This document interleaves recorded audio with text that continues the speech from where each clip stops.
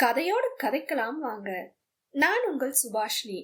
Comedy கலந்த காதல் கதைகளை கேட்கவும் ரசிக்கவும் சேனலை சப்ஸ்கிரைப் செய்யவும். கதைகள் பிடித்திருந்தால் மறக்காம லைக் பண்ணுங்க, ஷேர் பண்ணுங்க, 2 வார்த்தையாவது கமெண்ட்ல தட்டி விட்டு போங்க. கதையோடு கதை பேச கதையின் வாயிலாக என் அன்பான வணக்கத்துடன் இது சுபாஷினியின் ஆடியோ கதைகள். நீங்க இப்போ கேட்கவிருக்கும் கதை என் கவிதையின் இலக்கண பிழை நீயடா. கதையின் குரலாய் நான் உங்கள் காமாட்சி. வாங்க இப்ப கதைக்குள்ள போகலாம். கவிதை 16. மருத்துவ உபகரணத்திற்கு நடுவே கண்களை மூடி படுத்திருந்தார் ஆத்யாவின் பாட்டி. சிறு வயது முதல் தன்னை சீராட்டி பாராட்டி தாய்க்கு தாயாக தந்தைக்கு தந்தையாக வளர்த்த ஒரு உயிர் இன்னும் கொஞ்ச நேரத்திலோ நாளிலோ தங்களை விட்டு பிரிந்துவிடும் என்பதை தாங்க முடியாமல் விசும்ப அந்த சத்தத்தில் மெதுவாக கண்ணை திறந்தார். தங்கமே, வந்துட்டியா?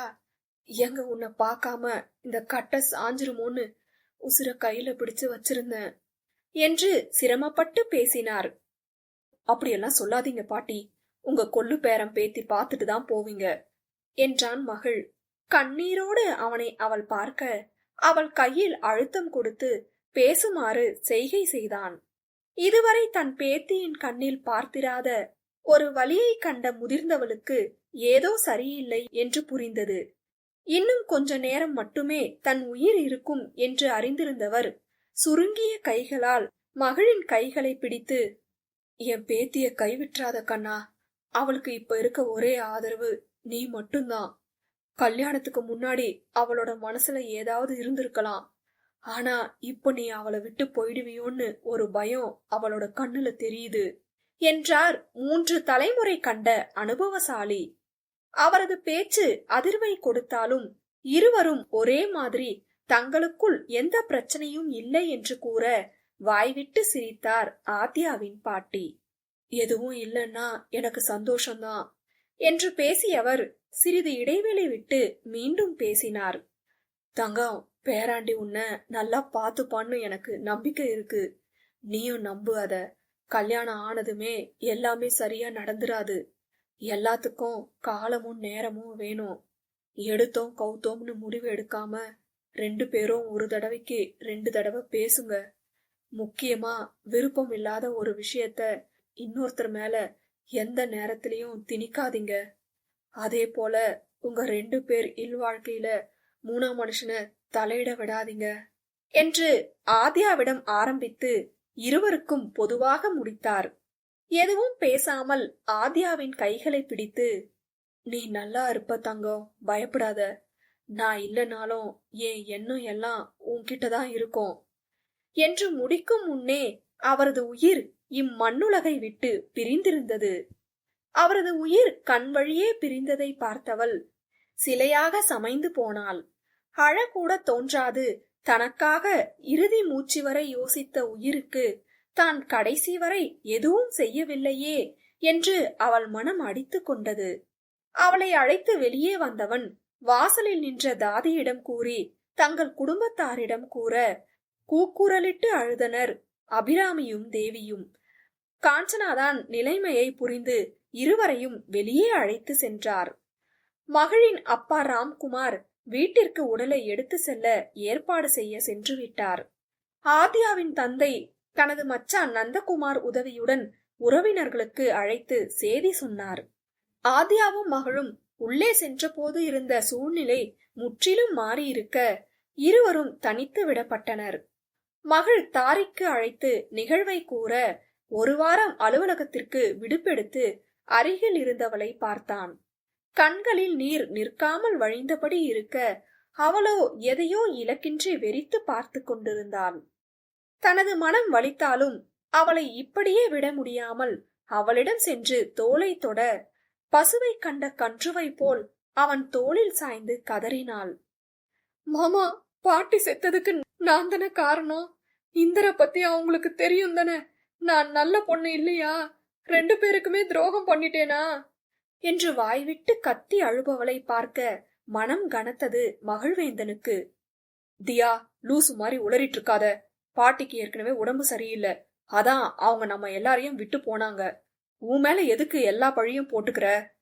மாமா, சத்தியமா நான் உன்னை ஏமாத்த நினைக்கல. வேணும்னா இன்னைக்கே நம்ம வாழலாம் என்று தான் பேசும் வார்த்தைகளின் அர்த்தத்தை கூட கவலைப்படாது பேச மகளுக்குத்தான் மனதின் ஓரம் சுள்ளென்று வலித்தது. என்ன பெண் இவள்! இப்போதுதான் அவளது பாட்டி இறந்திருக்கிறார். இப்பொழுது இப்படி பேசுகிறாள். தன்மேல் கொண்ட அன்பாக இதை நினைப்பதா, இல்லை தன்னை திசை திருப்ப அவள் ஆடும் கபட நாடகமா என்று குழம்பி போனான் மகள். அதற்கு மாறாக அவள் கண்ணீர் சொல்லியது அவளது வலியின் ஆழத்தை. இப்போது எதுவும் பேச முடியாததால் அமைதியாக அடுத்து நடக்க வேண்டியதை பார்க்க சென்றான். அங்கிருப்பவர்கள் தங்களின் சுய உணர்ச்சிக்கு மதிப்பு கொடுத்திருக்க, தனிமையில் ததித்தது என்னவோ ஆத்யாவின் மனம் மட்டுமே. தன்னை இவனே நம்பவில்லை என்றால் வேறு யார் நம்புவார்கள்? யாரிடம் சென்று தான் முறையிட முடியும்? தப்புதான், தப்பு செய்தது தப்புதான், இந்தரை காதலிக்காமல் இருந்திருக்கணும் என்று மனம் ஒரு நிலையில் இல்லாமல் பல்வேறு கோணங்களில் தனது காதல் வாழ்க்கையை யோசிக்க, அது பல்வேறு பதில்களை அவளுக்கு கூற தலை சுற்றியது பெண்ணவளுக்கு. இப்படியே யோசித்துக் கொண்டிருந்தால் தான் ஒரு கட்டத்தில் பைத்தியமாகி விடுவோம் என்று வெளியே செல்ல, அங்கு அபிராமியும் தேவியும் அப்பொழுதுதான் அழுது ஓய்ந்திருந்தனர். ஆத்யாவை கண்ட அபிராமிக்கோ தனது மகளின் வாழ்க்கை நினைவு வர அவளை நோக்கி வந்தார். அது என்ன பிரச்சனை என்று நேராக கேட்டுவிட்டார். தனக்கென்று ஒரு ஆறுதல் தேவை என்று நினைத்தவள் இங்கிருந்து சென்றதிலிருந்து நடந்தது அனைத்தையும் கூறி, மகளின் திடீர் மாற்றத்தை அழுத்தி கூறி அபிராமியை அணைத்து அழ ஆரம்பித்தாள். அழுகை என்பதையே அறியாமல் வளர்ந்தவள் இப்படி தொட்டதுக்கெல்லாம் அழ தானும் ஒருவித காரணம் என்பதே அவரை சுட்டது. அவளை அணைத்து, முதல்ல பாட்டியோட இறுதி சடங்க நல்லபடியா முடிக்கலாம். நானே மாப்பிள்ள கிட்ட பேசுறேன். நீ இனிதான் ரொம்ப ஸ்ட்ராங்கா இருக்கணும். எதுவா இருந்தாலும் நீ எதிர்கொள்ளணும். இப்போ அத்தைங்க கிட்ட போகலாம் வா என்று அழைத்து சென்றார். தேவியும் காஞ்சனாவும் எதையும் கேட்டுக்கொள்ளவில்லை என்றாலும் ஏதோ பிரச்சனை என்று மட்டும் புரிந்து அமைதி காத்தனர். ஆண்கள் நால்வரும் ஆளுக்கு ஒரு வேலையாக செய்து அரை மணி நேரத்தில் வீட்டுக்கு செல்ல ஏற்பாடு செய்து முடித்தனர். பாலகிருஷ்ணன் தனது அன்னையுடன் அமரர் ஊர்தியில் வருவதாக கூற, மற்றவர்கள் தாங்கள் வந்த வண்டியில் வீட்டுக்கு விரைந்தனர். இதில் தேவிதான் மிகவும் சோர்ந்து போனார். குழந்தை பேறு இல்லை என்று ஒவ்வொரு முறை அழும் தன்னை தேற்ற இருந்த அன்னை மடி இனி தனக்கில்லை என்று நினைக்கும் போதே நெஞ்சடைத்தது. அதை உணர்ந்து கொண்டவராக நந்தகுமார் அவரது கையில் அழுத்தம் கொடுத்து, என் நிலையிலும் உன்னை கைவிட மாட்டேன் என்பதை உணர்த்தும் வகையில் தன் கையோடு இணைத்து கொண்டார். பீரிட்டு கொண்டு வந்த கண்ணீருடன் அவரை பார்த்து சிரித்தார் தேவி. அவர் தலையில் தடவி கொடுத்து வாகனத்தில் கவனம் செலுத்தினார். அழுதழுது கண்கள் முகம் என்று வீங்கி அமர்ந்திருந்தவளை காண மனம் பிசைந்தது. இருந்தும் உண்மை தெரியாமல் மீண்டும் ஏமாற்றம் அடைய விரும்பாத மகள் அவளை கண்டும் காணாதது போல் காரை செலுத்த ஆத்யாவிற்குத்தான் கண்ணை கட்டியது. தான் என்ன செய்தோம் என்று ஓயாது யோசித்தவளுக்கு பதில் கிடைக்காமல் போக ஒரு கட்டத்தில் பொறுமை இல்லாமல் மகளிடமே கேட்டுவிட்டாள். மாமா, இப்ப நான் என்ன தப்பு பண்ணேன்னு என்ன நீங்க இப்படி நடத்துறீங்க? ஏன் உனக்கு தெரியாதா? சும்மா சுத்தி வளைச்சு பேசாம நேரடியா சொல்லுங்க. இப்ப நீங்க சொல்லலனா நான் வீட்டுக்கு வரமாட்டேன் என்றவளின் குரலில் என்றும் இல்லாது அப்படி ஒரு உறுதி. ஏற்கனவே செம கடுப்புல இருக்கேன். ஏதாவது வார்த்தைய விட்டுற போறேன். வீட்டுல என்ன சூழ்நிலை, நீ வேற கண்டத பேசி என்ன டெம்ப்ட் ஆக்கிட்டு இருக்க. இப்போ உங்களால சொல்ல முடியுமா முடியாதா? இப்போ என்ன, உனக்கு டிவோர்ஸ் தானே வேணும்? அதுக்கு தானே என்கிட்ட இப்படி நடிக்கிற. இனி நீ நடிக்க தேவையில்லை. நானே உனக்கு டிவோர்ஸ் கொடுக்கறேன். ஆனா ஒன்னும் தெரியாத மாதிரி பேசி என்னை இன்னும் நம்ப வச்சு கழுத்த அறுக்காத. அவ்வளவுதானா நீங்க? இப்படி ஒரு நாளும் உன் மேல சந்தேகப்பட மாட்டேன்னு சொல்லிட்டே இருப்பீங்களே, அது எல்லாம் பொய் தானே? உங்களையே நம்பி இருக்க என் மேல உங்களுக்கு நம்பிக்கை இல்லைன்னா நம்ம வாழ்றதுல அர்த்தம் இல்ல. நீங்க என்ன எனக்கு டிவோர்ஸ் கொடுக்கறது? நான் உங்களுக்கு டிவோர்ஸ் கொடுக்கறேன். தனியா கூட இருப்பேன். உங்களையோ இந்தரையோ தேடி வரமாட்டேன் என்று ஆங்காரமாய் கத்தியவள் அதன் பின் அவன் பக்கம் திரும்பவே இல்லை. அவளின் நடவடிக்கை ஒருவித நிம்மதியை கொடுத்தாலும் அப்போ அந்த போனில் சொல்லப்பட்ட செய்திக்கும் இப்போ இவள் சொல்வதற்கும் எந்த சம்பந்தமே இல்லையே. இதில் எது உண்மை? சீக்கிரம் அதை தெரிந்து கொள்ள வேண்டும். பின் இவளிடம் பேசிக் கொள்ளலாம் என்று ஆறப்போட்டான். எந்த பிரச்சனையும் சூட்டோடு சூடாக பேசி தீர்த்தால்தான் சரியாக இருக்கும். நேரம் காலம் கடக்க கடக்க பிரச்சனையின் வீரியம் கூடுமே தவிர குறையாது. அடுத்த அரை மணி நேரத்தில் அனைவரும் வீட்டிற்கு வந்து அடுத்தடுத்த வேலைகளை பார்த்தனர். நடக்க வேண்டிய அனைத்தையும் சிறு பிழை இல்லாமல் சரியாக செய்து தங்கள் குடும்பத்தின் ஆணிவேரை சாந்திப்படுத்தினர். அவரது பிரிவு வலியை கொடுத்தாலும் நிதர்சனத்தை உணர்ந்து அதை ஏற்றும் கொண்டனர். அனைவரும் சற்று இயல்பிற்கு திரும்பியிருக்க ஆத்யாவும் மகளும் மட்டும் இன்னும் இறுக்கமாகவே இருந்தனர். இருவரை கண்ட குடும்பத்தினர் கொஞ்சம் இடைவெளி கொடுத்தனர், அவர்களே சரி செய்யட்டும் என்று. அபிராமிக்கும் அதுவே சரியெனப்பட அவரும் எதையும் கண்டு கொள்ளாமல் அவர் வேலையை பார்த்தார். எனினும் ஆத்யாவிற்கு அவரது துணை தேவைப்படும் நேரத்தில் மறக்காது தோள் கொடுத்து அவளை மீளா துயரத்திலிருந்து மீட்டெடுக்க முயன்றார். திருமணமாகி ஒரு வாரம் கூட முடியவில்லை. தன்னவன் தன்னை புரிந்து கொள்ள வேண்டும் என நினைப்பது முட்டாள்தனம் என்று அபிராமியின் சில அறிவுரையில் புரிந்தவள் அவனிடம் பேசி சரி செய்யும் எண்ணத்தில் அவள் அவனிடம் சென்றாள். அவனோ சிறிது நேரத்திற்கு முன் அவனுக்கு வந்த குறுந்தகவலை மீண்டும் மீண்டும் படித்து நேற்று வந்த அழைப்பையும் இந்த செய்தியையும் இணைத்து யோசிக்க ஏதோ தவறாக பட அவளிடமே கேட்டுக்கொள்வோம் என்று ஓட அவள் மீதே மோதி நின்றான். அவளை எதிர்பார்க்காதவன் அவளை ஆராய்ச்சியாக பார்க்க அவளும் சலிக்காமல் அவனை குற்றம் சாட்டும் பார்வையில் பார்த்தாள். வெகு நேரம் ஆகியும் இருவரும் எதுவும் பேசாமல் அமைதியாக நிற்க வீட்டு வாசலில் ஏற்பட்ட சலசலப்பு அவள் அறை வரை கேட்டது. அதில் தன்னிலை அடைந்த இருவரும் வெளியே செல்ல அங்கு சஹானாவின் அன்னையும் சில காவல்துறை அதிகாரியும் நின்றிருந்தனர். அதை பார்த்தவள் என்னமோ ஏதோ என்று வெளியே செல்ல அவளை அணைத்து கதறினார் சஹானாவின் அன்னை. என்னவென்று மகள் விசாரிக்க நேற்று மாலையிலிருந்து சஹானாவை காணவில்லை என்றும் அவள் உயிருக்கு ஆபத்து என்று அவள் குறுஞ்செய்தியை காட்ட கண்ணை கட்டி காட்டில் விட்டது போல் இருந்தது ஆத்யாவிற்கு. மகளுக்கோ புதையல் தோண்ட பூதம் கிளம்பியது போல இருந்தது. அவர்களை சுற்றி நடக்கும் விஷயங்களை பார்த்து ஒன்று மட்டும் நன்றாக அவனுக்கு விளங்கியது. இது இப்படியே முடிய போகிறது அல்ல, இன்னும் ஏதோ பெரிதாக நடக்கவிருக்கிறது என்று.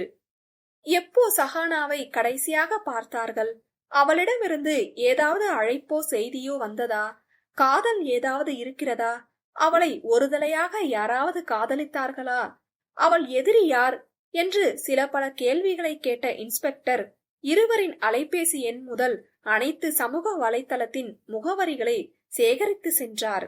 கிளம்பும் போது சஹானாவின் அன்னைக்கு தைரியம் சொல்லிய ஆத்யா வெளியே தான் தைரியமாக இருப்பது போல் காட்டிக்கொண்டாலும் உள்ளே அவள் உயிர் நடுங்குவது மகளின் கண்ணில் தப்பவில்லை. அவள் அருகே சென்று அவளை ஆதுரமாக அணைக்க அவன் கையில் மயங்கி சரிந்தாள். ஒரு பெண் எத்தனை அழுத்தத்தை தான் தாங்குவாள்? சரியாக சாப்பிடாதது, தூங்காதது, அடுத்தடுத்து மன உளைச்சலை உண்டாக்கும் செய்தி என மொத்தமாக துவண்டு போனாள் ஆத்யா. அவளை கையில் ஏந்தி உள்ளே சென்றான். கையை தேய்த்து கன்னத்தை தட்ட சில நொடியில் கண்ணை திறந்தவளுக்கு சஹானாவை நினைத்து கண்ணீர் கரித்து கொண்டு வந்தது. இப்போது அவனுக்கு வந்த அழைப்பை பற்றியும் குறுஞ்செய்தியை பற்றியும் தெரிந்து கொள்ள வேண்டும் என்று அவன் மனம் அரித்தாலும் இது அதற்கான சமயமில்லை என்று அமைதி காத்தான். ஏனோ சஹானாவின் நிலைக்கும் தங்களுக்கும் ஏதோ தொடர்பு இருக்குமோ என்று எண்ணம் தோன்ற இதை யாரிடம் அறிந்து கொள்வது என்று யோசித்தவனுக்கு நினைவில் வந்தது என்னவோ சிவாவின் முகமே. ஒரே ஒரு முறை பார்த்திருந்தாலும் அவனின் கண்கள் ஏதோ சொல்ல முயன்றதை கண்டு கொண்டான் மகள். ஆனால் அதற்குள் அவன் இந்தரிடம் அடி வாங்கியது அவன் மீது தவறான எண்ணத்தை கொடுக்க அவனை பற்றி ஆத்யாவிடம் கேட்க மறந்துவிட்டான். இந்த 2 நாட்களில் நடந்ததை மீண்டும் மீண்டும் யோசிக்க அவன் எண்ணம் முழுவதும் இந்தரின் பக்கம் திரும்பியது. அவனின் சந்தேகம் சரியா தவறா என்று கண்டுபிடிக்க அவன் நாடியது என்னவோ தாரிக்கின் உதவியைத்தான். ஹலோ மச்சி, உன்கிட்ட அவசரமா பேசணும் என்று மகள் பேசும் முன் பேசினான் தாரிக். சொல்லுடா, என்ன விஷயம்? மச்சி என்று அவன் ஆரம்பித்து சொன்ன விஷயம் எல்லாம் கேட்ட மகிழுக்கு நிஜமாகவே தலை சுற்ற ஆரம்பித்தது. டேய், நாளைக்கு நான் கோவை வரேன் என்று அழைப்பை துண்டித்து அதற்கான வேலையை செய்ய ஆரம்பித்தான். இங்க பாரு, நான் யார்கிட்டயும் எதுவும் சொல்ல மாட்டேன், என்னை விற்று ப்ளீஸ் என்று கதறியவளை கண்டு சற்றும் மனமிறங்காதவன் அவளை அழுத்தமாக பார்த்தவாறே அமர்ந்திருந்தான். சனா, உன்னை விடுறேன், ஆனா அதனால எனக்கு என்ன யூஸ்? உனக்கு என்னதான் வேணும்? நான் ஆதுகிட்ட எதையும் சொல்ல மாட்டேன், நீ என்ன நம்பலாம். நீயும் நானும் ஃப்ரெண்ட்ஸ், அத மறந்துட்டு நீ ஏன் இப்படி என்னையே கொல்ல நினைக்கிற என்று அவனின் உண்மை முகம் கண்டு பயந்தவள் தன் பேச்சால் அவனை சரி செய்ய நினைத்தாள். முன்பு போல் இருந்திருந்தால் நம்பி இருப்பானோ என்னவோ. அவளின் கண்களில் ஏதோ கள்ளத்தனம் தெரிய அவள் என்ன செய்திருப்பாள் என்று யோசித்தவன் அவளிடமிருந்த அலைபேசியை கூட பறித்து விட்டேன். பின் எந்த தைரியத்தில் இவள் என்னிடம் பேசுகிறாள் என்று குழம்பினான். இவள்தானே ஆத்யாவை தன்னிடம் வர வைக்க இருக்கும் ஒரே துருப்பு சீட்டு. இவளை அதுவரை பாதுகாக்க வேண்டும் என்று நினைத்தவன் அவளின் எந்த கேள்விக்கும் பதில் சொல்லாது வெளியே போக இடுப்பில் சொருகி வைத்திருக்கும் பட்டன் போனை எடுத்து ஆத்யாவின் தற்போதைய எண்ணிற்கு வேகமாக ஒரு குறுஞ்செய்தியை டைப் செய்ய ஆரம்பித்தாள். அது மெயில் செக் பண்ணு, எனக்கு ஏதாவது ஆகிட்டா என் அப்பா அம்மாவை பத்திரமா பாத்துக்கோ, அப்புறம் என்று தட்டச்சு செய்து கொண்டு இருக்கும் போதே யாரோ வருவது போல் இருக்க அதை ஆத்யாவிற்கு அனுப்பிவிட்டு போனை இடுப்பில் சொருகி அமைதியாக அமர்ந்திருந்தாள். அங்கே வந்தவன் அவளுக்கான உணவை கொடுக்க தான் இவனுக்கு ஏதோ ஒரு வகையில் தேவைப்படுகிறோம், அதுவரை தன்னை எதுவும் செய்ய மாட்டான் என்று நம்பியவளுக்கு அவனின் இந்த புதிய முகம் ஒரு அச்சத்தை ஏற்படுத்தியது என்றுதான் சொல்ல வேண்டும். சாப்பிட்டு முடித்தவளுக்கு பயத்தில் தூக்கம் வரவில்லை. மனமெல்லாம் மருத்துவமனை அறையில் நிகழ்ந்ததிலேயே சுழல இதற்கு காரண கர்த்தாவானவனும் நேற்று மாலை நடந்ததை நினைத்து, எதுக்கு சனா நீ அங்க வந்த என்று அவளை மனதில் திட்டியவாறு கண்களை மூடினான். கவிதை 17. தூங்கி எழுந்தால் ஒருவேளை இது கனவாக இருக்குமோ என்று அவள் நினைத்தாலும் நடந்தது எல்லாம் உண்மையே என அவள் நெற்றி பூட்டில் அரைந்து கூறியது. ஏண்டா இப்படி என் நம்பிக்கைய உடைச்ச? இதுதான் உன்னோட உண்மையான முகமா? உன்னை போய் விரும்பினேனா என்று சஹானாவின் மனம் ஊமையாக அழுதது. ஒரு கட்டத்தில் மனதின் வலி தாங்காமல், இந்தர் இந்தர் இங்க வா, இப்போ நீ வரல நான் என்னை ஏதாவது பண்ணிப்பேன் என்று அவள் கத்தும் சத்தத்தை கேட்டு அவளிடம் ஓடி வந்தான் Inder. I love you Inder, எனக்கு தெரியும் நீ எப்படியும் என்ன கொல்ல போறன்னு. அதுக்கு முன்னாடி என் காதல சொல்லத்தான் கூப்பிட்டேன். இன்னொரு முக்கியமான விஷயம் சொல்லணும், கேட்க உனக்கு பொறுமை இருக்கா? என்ன சனா, ஏதாவது பிளான் பண்ணிட்டியா என்ன? லவ் பண்ற மாதிரி நடிச்சு என்னை ஏமாத்திட்டு இந்த இடத்தை விட்டு போயிடலாம்னு நினைக்கிறியா? நான் என்ன பைத்தியமா இந்தர்? எனக்கு நல்லா தெரியும் ஏதோ ஒண்ணு என்னால உனக்கு ஆகணும், அதுவரை என்ன உயிரோட வச்சிருப்பன்னு. ஆனா நான் இப்படியே சுயநினைவோட இருப்பேனா இல்ல எப்படி இருப்பேன்னு எனக்கே தெரியாது. அதுக்குள்ள 2 விஷயத்த உன்கிட்ட நான் சொல்லணும்னு நினைச்சேன். முதல்ல நான் உன்னை விரும்பிட்டு இருக்கிறது. நான் உன்னை பார்த்து பழகிய கொஞ்ச நாள்லயே சொல்லிட்டேன், நீதான் என் மேல எந்த ஃபீலிங்கும் வரலன்னு சொல்லிட்ட. தேங்க் காட், இல்லனா நான் ஆதியா மாதிரி இப்போ 2ஆம் கட்ட நிலையில தவிச்சிருக்கணும். அவ ரொம்ப தைரியசாலி தெரியுமா? உன்னை காதலிச்சுட்டு இருக்கும் போதே வலுக்கட்டாயமா உன் நினைவுகளையும் உன்னையும் தூக்கி எறிஞ்சிட்டு இன்னொரு வாழ்க்கைய வாழ முடியும்னு முடிவெடுத்திருக்கா. அவளோட இடத்துல நான் இருந்திருந்தா கண்டிப்பா செத்திருப்பேன், இல்லனா உன் கூட லிவ் இன் ரிலேஷன்ஷிப்ல இருந்திருப்பேன். உனக்குதான் உன் ஃபீலிங்க தவிர வேற எதுவும் பெருசு இல்லையே. அதே மாதிரிதான் எல்லாருக்கும்னு நீ மறந்து போயிட்ட. என்ன நீ நினைச்சிட்டு இருக்க? இப்போ நீ கூப்பிட்டதும் ஆதியா ஓடி வந்துருவான்னா? சரியான லூசுதான் நீ. அவ இப்போ இன்னொருத்தரோட ஒய்ஃப். உன் மிரட்டல் பிளாக்மெயில் எல்லாத்தையும் பார்த்து பயந்து உன்கிட்ட வந்துருவா. வாழலாம்னு நினைக்கிறியா? அதுக்கு ஆதியாவோட நீ இருக்கணுமே. என்ன இந்தர், நீ என்ன நினைச்சிட்டு இருக்க? நீ மட்டும்தான் அறிவாளினா இல்ல நீ யார்கிட்டயும் மாட்டிக்க மாட்டேன்னா? எவ்வளவு நாள் உன்னால உண்மைய மறைக்க முடியும்? என்னைக்கா இருந்தாலும் ஒரு நாள் நீ மாட்டிக்கதான் போற. சிவாவை கோமாக்கு அனுப்பிட்டா, என்ன கொன்னுட்டா, நீ எப்பவும் இத ஆத்யா கண்டுபிடிக்க மாட்டான்னு நீயா முடிவு பண்ணிடுவியா? சரியான ஃபூல்டா நீ என்று சிரித்தவள், என்ன நீ கொன்னாலும் பரவாயில்ல, எக்காரணம் கொண்டும் ஆத்யாவை நான் உன்னை மீட் பண்ண விடமாட்டேன் என்று ஒரு மாதிரி குளறி பேச அவளுக்கு ஏதோ உள்ளுக்குள் செய்தது. ஆத்யாவை நான் உன்னை மீட் பண்ண விடமாட்டேன். ஓ, என்ன ஆல்ரெடி டிஸ்ட்ராய் பண்ண ஸ்டார்ட் பண்ணிட்டியா என்று கேட்டவாறு மயங்கி கட்டி போட்ட நாற்காலிலேயே தளர்ந்து விழ அவளை தூக்கி கொண்டு போய் ஒரு அறையில் அடைத்து அவளை கட்டி போடவும் தவறவில்லை அவன். ச, இவளை யார் அன்னைக்கு அங்க வர சொன்னது? இவ என்னோட ஃப்ரெண்டு. ஆனா இப்ப எனக்கு எந்த ஆப்ஷனும் இல்ல. ஒருவேளை இவ ஏதாவது அம்முகிட்ட சொல்லி அதனால என்ன அவ வெறுத்துட்டா? நோ நோ, அப்படி எதுவும் நடக்க கூடாது. சீக்கிரம் எல்லாத்தையும் முடிக்கணும் என்று நினைத்து கல்லூரிக்கு சென்றான். அவன் விட்டு சென்ற ஆட்களும் அவன் கட்டளையிட்டதின் பெயரில் அவளை கண்காணிக்க ஆரம்பித்தனர். மருத்துவமனையில் சிவாவின் அருகே அமர்ந்திருந்த கதிரேசனின் மனதில் இதற்கும் இந்தருக்கும் நிச்சயம் ஏதோ தொடர்பு இருக்கு என்று அடித்து கூற, அவனுக்கு காவல்துறை பாதுகாப்பு மட்டுமின்றி தனியார் செக்யூரிட்டி சர்வீஸ் மூலம் 2 பாதுகாவலரை நியமித்து அவனை அவர்கள் பாதுகாப்பில் விட்டு வீட்டுக்கு சென்றார். அங்கோ 10 வருடம் தன்னிடம் வராத மனைவி கண்ணீருடன் நின்றிருந்தார். அவரை கண்டதும் பதறி அவரிடம் செல்ல, கதிர், சஹானாவை நேத்து ஈவினிங்ல இருந்து காணோம். போலீஸ் கம்ப்ளைண்ட் கொடுத்தோம், எந்த இம்ப்ரூவ்மெண்ட்டும் இல்ல, எனக்கு பயமா இருக்கு என்று கதறினார் வசுந்தரா. வசு, இப்ப நீ அழுது எந்த பிரயோஜனமும் இல்ல. அடுத்து என்ன செய்யணும்னு யோசிக்கணும். கடைசியா உன்கிட்ட எப்போ பேசினா? ஏதாவது க்ளூ கிடைச்சதா? நேத்து மார்னிங் கால் பண்ணி சிவாக்கும் அவளோட ஃப்ரெண்டு இந்தருக்கும் ஏதோ பிரச்சனை, அதனால சிவாவை அடிச்சுட்டான், எனக்கு பயமா இருக்கு, நீ வாமான்னு அழுதா. நான் வெளியில இருந்தேன், கோவை வந்துட்டு காலேஜ் வரேன்னு வச்சுட்டேன். ஈவினிங் காலேஜ் போய் பார்த்தா அவ இல்ல. அப்போ சிவாக்கு ஃபிக்ஸ் வந்துருச்சுன்னு என்னை விட்டுட்டு போயிட்டாங்க. அவனை பார்க்கவா சஹானாவை பார்க்கவான்னு தெரியாம உங்களுக்கு இன்ஃபார்ம் பண்ண சொல்லிட்டு நான் என் பொண்ணை தேட போயிட்டேன்.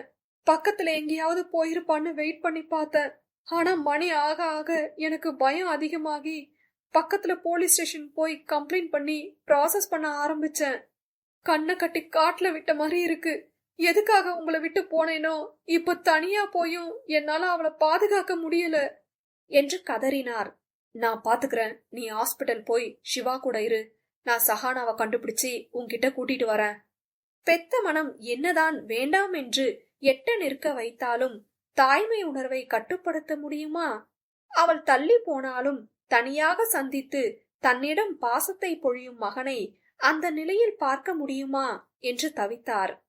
ஒருவித தைரியத்தை வரவழைத்து, சிவா எப்படி இருக்கான் என்று கேட்டார். சிவா கோமா போயிட்டான். எப்பவும் சஹானாவ அவன் பாத்துப்பான்னு நினைச்சேன். ஆனா இப்போ அவனும் உயிருக்கு போராடிட்டு தான் இருக்கான். இன்னும் 72 மணி நேரத்துல அவன் கண்ணை முழிக்கலனா அவன் பிரெயின் டெத் ஆகிரும். அவனால இயற்கையா சுவாசிக்க முடியல. ஆக்சிஜன் லெவல் லோவா இருக்கு. அவனுக்கு ஒன்னும் ஆகாது. நான் சஹானாவை பாத்துக்காம தப்பு பண்ணிட்டேன் என்று வசுந்தராவிடம் ஏற்பட்ட மனக்கசப்பை சொல்லாமல் சொல்லி சென்றார். தான் பெற்ற இருவரும் இப்படி பிரச்சனையில் இருப்பதை பெற்றவரால் ஏற்றுக்கொள்ள முடியாமல் போக அவர் நேராக சென்றது என்னவோ தனது நண்பனிடம்தான். அவரது அண்ணன் தான் தற்போது கோவையின் எஸ்பியாக இருப்பதால் அவரின் உதவியை நாடினார். ஹாய் கதிர், எப்படி இருக்க? சிவாக்கு இப்போ எப்படி இருக்கு? ஹி வென்ட் டு கோமா என்றார் உணர்ச்சி துடைத்த முகத்தில். அன்பிலீவபிள். நேத்து நான் வந்தப்ப கூட நல்லா தானே இருந்தான், அப்புறம் எப்படி? எனக்கும் தெரியல சேகர். ஆனா என்னமோ இடிக்குது. அத சீக்கிரம் கண்டுபிடிக்கணும். இப்ப நான் ரொம்ப இக்கட்டான நிலையில இருக்கேன். எதுக்கு இப்போ முன்னுரிமை கொடுக்கறதுன்னு தெரியாம குழம்பி போயிருக்கேன். ரிலாக்ஸ் கதிர், நம்ம ரூமுக்குள்ள போய் பேசுவோம் வா என்று அவர் அறைக்கு அழைத்து சென்றார். குடிக்க தண்ணீர் கொடுத்து சிறிது அவகாசம் கொடுக்க தன்னை சரி செய்து பேச ஆரம்பித்தார். நேத்து ஈவினிங்ல இருந்து சஹானா மிஸ்ஸிங். அதுவும் சிவா கோமா போயிட்டான்னு கால் வந்த அந்த டைமிங் தான். வாட் என்று வெளிப்படையாகவே அதிர்ந்த சேகர், கதிர், எனக்கு ஏதோ சரியா படல. எனக்கும் தான். 2 பேரோட இந்த நிலைமைக்கும் ஏதாவது சம்பந்தம் இருக்கா? தற்செயலா நடந்திருக்கா இல்ல வேற ஏதாவது காரணமா? இப்படி நிறைய கேள்வி மனசுல ஓடுது. வசு ஆல்ரெடி கம்ப்ளைண்ட் பண்ணிட்டா. ஆனா பெருசா மூவ் பண்ணலையாம். சரி, நான் அண்ணா கிட்ட பேசி சஹானா கேஸ பாத்துக்க சொல்றேன். நீயும் பிரைவேட் ஏஜென்ட் மூலமா தேடு, நானும் என் ஆட்கள் மூலம் தேடுறேன்.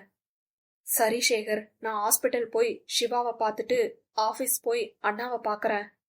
எனக்கு என்னமோ சிவா உயிருக்கு ஆபத்து இருக்குமோன்னு தோணுது. நீ எமர்ஜென்சி ஷிஃப்ட்னு சொல்லி நம்ம ஃபேமிலி டாக்டர் கிட்ட பாத்துக்கிறேன்னு டிஸ்சார்ஜ் பண்ணு. என் கெஸ் கரெக்டா இருந்தா உன் 2 பசங்களும் ஒருத்தங்கிட்ட தான் சிக்கி இருக்காங்க. இல்லனா நம்ம கேஸ் பாத் வேற வேற. எதுவா இருந்தாலும் கொஞ்சம் வேகமா மூவ் பண்ணு. என்ன கெஸ்? நீ முதல்ல ஹாஸ்பிட்டல் போ, நான் அண்ணாவோட ஆபீஸ் போய் அண்ணா கிட்ட பேசிட்டு இருக்கேன். நீ சிவாவை பார்த்துட்டு அங்க வா. அங்கிருந்து சென்ற கதிரேசனுக்கு பல அதிர்ச்சிகள் காத்திருக்கும் என்பதை அறியாமல் நண்பனிடமிருந்து விடை பெற்று மருத்துவக் கல்லூரிக்கு சென்றார். அதே சமயம் காலையிலிருந்து வீட்டில் இருப்பவர்களை சமாளித்து கோவை செல்ல நினைத்தவனுக்கு அவ்வளவு எளிதாக இருக்கவில்லை. பாட்டியின் காரியத்திற்கு வந்த உறவுகளின் பார்வை மகிழையும் ஆத்யாவையும் சுற்றுவதை உணர்ந்த குடும்பத்தினர் முடிந்த அளவுக்கு அவர்களை தனியாக விடாது யாராவது கூடவே இருந்தனர். இந்த நிலையில் முந்தைய நாள் இரவு சஹானாவின் அன்னை வந்து செல்ல அங்கே சலசலப்பு ஏற்பட்டிருந்தது. அவர்களுக்குள்ளே பேசிக் கொண்டவர்கள் மகள் கோவை செல்வதை பற்றி பேச நேராகவே கேட்டுவிட்டனர். விருப்பமில்லாம கல்யாணத்தை இப்படி பிள்ளைங்களுக்கு செஞ்சு வச்சு ஏன் அவங்க வாழ்க்கையை கெடுத்தீங்க என்று ஆத்யாவின் அத்தை முறை பெண் ஒருவள் கேட்க அனைவரும் அதிர்ந்து போனார்கள். அப்பொழுதுதான் குளித்து முடித்து வெளியே வந்த ஆத்யா நேராக மகளிடம் சென்று, மாமா, அவசரமா கோவை போகணும்னு நைட் எல்லாம் இம்சை பண்ணிட்டு இங்க என்ன உங்க பெரியம்மா கிட்ட கதை பேசிட்டு இருக்கீங்க என்று இயல்பாய் பேசி நிலைமையை சரி செய்ய நினைத்தாள். அதை புரிந்து கொண்டவனாக, உன் அத்தை என்னமோ சொல்றாங்க தியா, நமக்கு பிடிக்காம கல்யாணம் பண்ணிக்கிட்டு இப்போ கஷ்டப்படுறோமாம். ஆஹா, அத்தை நீங்க வேற, உங்க மகன் சின்ன வயசுல இருந்தே என் மேல ஒரே லவ்ஸ். நான் தான் படிக்கணும், இப்பவே கல்யாணம் பண்ணிட்டா சாதிக்க முடியாதுன்னு சுத்த விட்டேன். அந்த நேரத்துல பாட்டிக்கு உடம்பு சரியில்லாம போக வீட்லயே பேசி கல்யாணம் பண்ணி வச்சுட்டாங்க. ஒருவேளை எனக்கு பிடிக்கலன்னா நான் கல்யாணம் பண்ணிருப்பேனா? என்னை பத்தி உங்களுக்கு தெரிஞ்சும் இப்படி ஒரு கேள்வி கேட்டிருக்கீங்க பாருங்க. சரி, எங்களுக்கும் நேரம் ஆச்சு, நாங்க நாளைக்கு காலையில வந்துருவோம். வந்து எங்க கதைய முழுசா சொல்றேன் என்று பேசியவள் மகளை இழுத்து கொண்டு அவள் அறைக்கு சென்றாள். நேற்றைய தினத்தில் தவித்து போயிருந்த 3 அன்னையர்களின் முகத்திலும் மென் புன்னகை தோன்ற ஒருத்தரை ஒருத்தர் பார்த்து சிரித்து கொண்டு அங்கிருந்து நகர தந்தைகளுக்கும் இனி எப்படியாவது அவர்கள் வாழ்க்கையை அவர்கள் சரி செய்து கொள்வார்கள் என்று நிம்மதி அடைந்து துக்கம் விசாரிக்க வரும் உறவுகளை பார்க்க சென்றனர். அங்கிருந்தவர்கள் தாங்கள்தான் தவறாக நினைத்து விட்டோம் போல அவர்கள் நன்றாக இருக்கின்றனர் என்று தங்களுக்குள் பேசி இவர்களை விடுத்து வேறொரு நபரை புரணி பேச ஆரம்பித்து விட்டனர். அறைக்குள் சென்றதும் ஆத்யாவை ஆராய்ச்சியாய் பார்க்க அவளோ அதை கண்டு கொள்ளாமல் தலைவாரினாள். கண்ணாடி வழியாக அவனது அழுத்தமான பார்வை தன்மேல் படிவதை பார்த்தவள் திரும்பி, என்ன என்று புருவமுயர்த்தி கேட்டாள். ஐ லவ் யூ என்று கூறி அங்கிருந்து நிற்காமல் வேகமாக வெளியேறியவனின் கையை பிடித்து ஐ கேர் யூ என்றாள். தெரியும் என்பது போல தலையை ஆட்டி வெளியே சென்றவன் இருவருக்கும் மதிய உணவை பேக் செய்து உள்ளே வர அவளும் கிளம்பி அவனுக்காக காத்திருந்தாள். டயர்ட் ஆகிடும்னா நீ இங்கே இருக்கியா? நான் முடிச்சிட்டு நைட்டு வந்துடுறேன். இல்ல எம்வி, நான் உன் கூட அங்க வரேன். எனக்கு காலேஜ் போகணும். சஹானாவை தேட என்னால முடிஞ்ச அளவுக்கு நான் ஆன்ட்டிக்கு ஹெல்ப் பண்ணணும். எனக்கு அவளோட நினைப்பா இருக்கு. நானே உன்கிட்ட கூட்டிட்டு போக சொல்லலாம்னு நினைச்சேன். உனக்கு வேலை இருக்குன்னு நீ சொன்னதும் உன் கூட வந்துட்டு ரிட்டர்ன் வந்துடலாம்னு யோசிச்சுட்டேன். சரி வா, எல்லார்கிட்டயும் சொல்லிட்டு கிளம்பலாம். என்று அவன் பின்னே சென்றவள் அனைவரிடமும் சொல்லி காரில் ஏறினாள். ஆமா, கேட்க மறந்துட்டேன், கார்லயே போனா லேட் ஆகிறாதா? மெலிதாய் சிரித்தவன், இப்போ வாச்ச ஞாபகம் வந்துச்சே. காரை மதுரையில விட்டு அங்கிருந்து ஃபிளைட் பிடிச்சு கோவை போயிட்டு கிளம்புற டைமிங் பார்த்துட்டு எதில் வரலாம்னு பிளான் பண்ணிக்கலாம். ஓகேவா? Double okay. எனக்கு உன்கிட்ட பேசணும் எம்வி. எனக்கு கேட்க நிறைய கேள்விகள் இருக்கு. உங்க கேள்விக்கு விளக்கம் தர 1000 இருக்கு. ஆனா ஏதோ ஒண்ணு நம்மள பேச விடாம தடுத்துட்டே இருக்குன்னு தோணுது. ஊருக்கு வந்ததும் பேசணும், என்ன ஆனாலும்.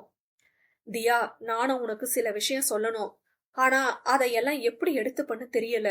இன்னையோட எல்லாத்துக்கும் நான் முடிவு கட்டுறேன். And I am sorry.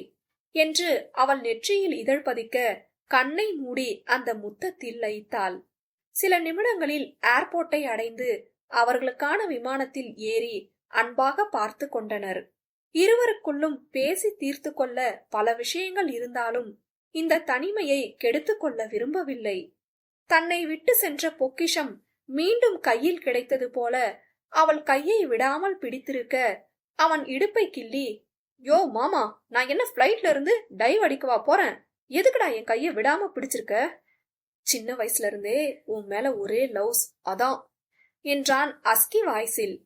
சிறிது நாணம் எட்டி பார்த்தாலும் எதையும் முகத்தில் காட்டாது, எம்வி, நம்ம இன்னும் நமக்குள்ள பிரச்சனைய சரி செய்யல. ஆமா, அதுக்கு என்ன?